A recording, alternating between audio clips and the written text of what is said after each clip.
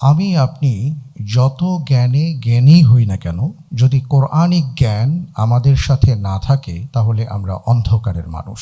আসসালামু আলাইকুম ওয়া রাহমাতুল্লাহি ওয়া বারাকাতুহু। আল্লাহ সুবহানাহু ওয়া তাআলা পবিত্র কোরআনুল কারীমে বলেছেন, আউযু বিল্লাহি মিনাশ শাইতানির রাজীম, কিতাবুন আনজালনাহু ইলাইক লিতুখরিজান নাসা মিনাজ যুলুমাতি ইলান নূর। এমন একটি কিতাব নাজিল করেছি আপনার উপর, যার মাধ্যমে আপনি মানুষদেরকে অন্ধকার থেকে আলোর পথে নিয়ে আসতে পারেন। দেখুন, সেই সময়েও সব ধরনের মানুষ ছিলেন, সকল পেশার মানুষ ছিলেন, কিন্তু আয়াত আমাদেরকে বলে অন্ধকার থেকে আলোতে নিয়ে আসার জন্য কোরআন নাজিল হয়েছে। এর মানে হলো, আমি আপনি যত জ্ঞানী হই না কেন, যদি কোরআনিক জ্ঞান আমাদের সাথে না থাকে তাহলে আমরা অন্ধকারের মানুষ।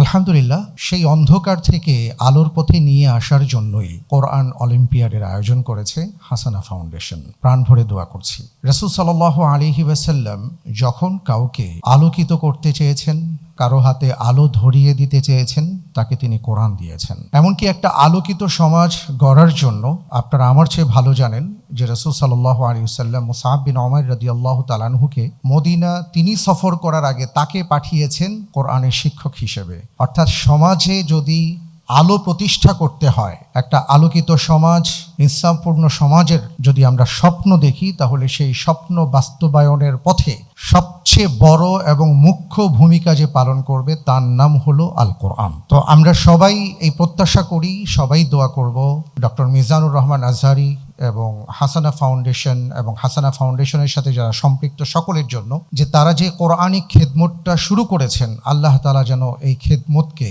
বহুদূর এগিয়ে নিয়ে যান। সেই সাথে আমরা যারা আছি, আমরা যেন আলোর সাথে থাকতে পারি, কারণ আলোর সাথে থাকলে নিজেও আলোকিত হওয়া যায়। এবং আমি আমার পক্ষ থেকে, বিশেষ করে পরিবর্তন ফাউন্ডেশনের পক্ষ থেকেও মুহতারামকে অনেক অনেক ধন্যবাদ জানাচ্ছি। জাযাকুমুল্লাহ। আসসালামু আলাইকুম ওয়া রাহমাতুল্লাহি ওয়া বারাকাতুহু। কল্যাণে হাসানা ফাউন্ডেশন, গড়তে আগামী স্বপ্নের নেই।